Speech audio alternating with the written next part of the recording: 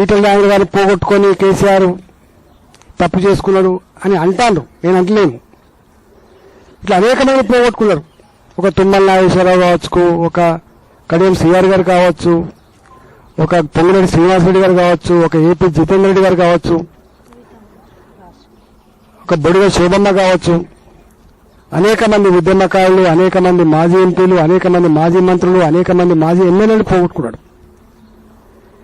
అయితే ఈ మధ్యకాలం పెద్ద చర్చ జరుగుతూ ఉంది. మళ్ళా రాయనగర్ లాంటి వాడు లేకపోతే బొడిగ శోభమ్మ లాంటి వాళ్ళు మళ్ళా కేసీఆర్తో కలుతారట అనేటువంటి చర్చ పెడుతున్నారు. ఇట్లాంటి పిచ్చి ప్రయత్నం చేయొద్దని చెప్పి నేను కోరుతున్నా. ఆ సబ్జెక్ట్ ఎత్తేనే నాకు నేను ఆడ భరించిన బాధ ఏందో గుర్తుకొస్తూ ఉంటుంది. ప్రజల కాలాన్ని నేను చెప్పలేకపోయినా కానీ నన్ను కేవలం బర్తరం చేయడం మాత్రమే కాకుండా పేపర్లలో టీవీలలో నా క్యారెక్టర్ అసెస్మెంట్ చేయడమే కాకుండా తనకున్న అధికార బలంతో ఆనాడు రఘునందన్ రావు అనేటువంటి ఒక ఐఏఎస్ ఆఫీసర్ బృందాన్ని వేసి రాత్రే ఒక 3 లక్షల రిసెప్టింగ్లలో గోడౌన్స్ ఉంటాయి, ఖాళీ చేయించి 3 నెలలు ఖాళీ పెట్టించిండు.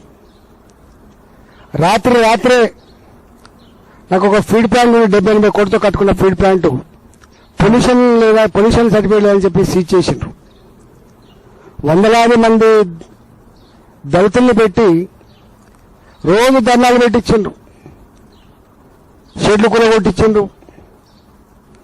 పొద్దునప్పుడే సర్పంచ్ గారు అన్యాయం అని చెప్పింది, సాయంత్రం కల్లా డబ్బులు ఇచ్చి మేనేజ్ చేసి ఇది నిజమని చెప్పించిండ్రు. నేనే ధరపడి అక్కడనే అడ్డ పెట్టించి ఇప్పుడున్న మాజీ మంత్రులతోటి, ఇప్పుడున్న మాజీ ఎమ్మెల్యేలతో అడ్డ పెట్టించి ఆయన చెయ్యని పని లేదు. ఫీడ్ ప్లాంట్స్ ఇచ్చేసిండ్రు, కులఫాలు కూడా కొట్టించిండ్రు, భూములు గుంజుకున్నారు. మొన్న ఈ మధ్య కాలంలో మళ్ళీ ఓపెన్ చేసుకుంటున్నాను మెల్లమెల్లగా. ఇవాళ ఈ ప్రభుత్వమైనా నేను ముఖ్యమంత్రి తప్పకుండా రాస్తా, ఆనాడు దుర్మార్గంగా అధికారం చేతిలో ఉందని నాకు బాధ్యత కొనుక్కున్న అన్ని రకాల లీగల్ కాగితాలను తర్వాత కొనుక్కున్నటువంటి వాటిని కూడా చెరబట్టిండు. మరి దీని మీద మీ ఒపీనియన్ ఏంటి అని చెప్పి తప్పకుండా ఈ ప్రభుత్వాన్ని కూడా ఉత్తరం రాస్తా. కానీ నాలాంటి వాడిని నా అవసరాల కోసం, పదవుల కోసం పెద్దలు ముస్తుడు కాదనేది కూడా తెలవాలి. తప్పకుండా సందర్భం వస్తే ఈటల రాజేందర్ ఏందో, ఈటల రాజేందర్ చరిత్ర ఏందో, ఈటల రాజేందర్ గరిమ ఏందో తప్పకుండా తెలంగాణ సమాజం తెలుస్తుంది.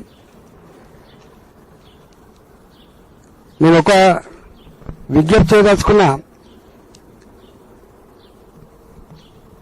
ఈ రాష్ట్రంలో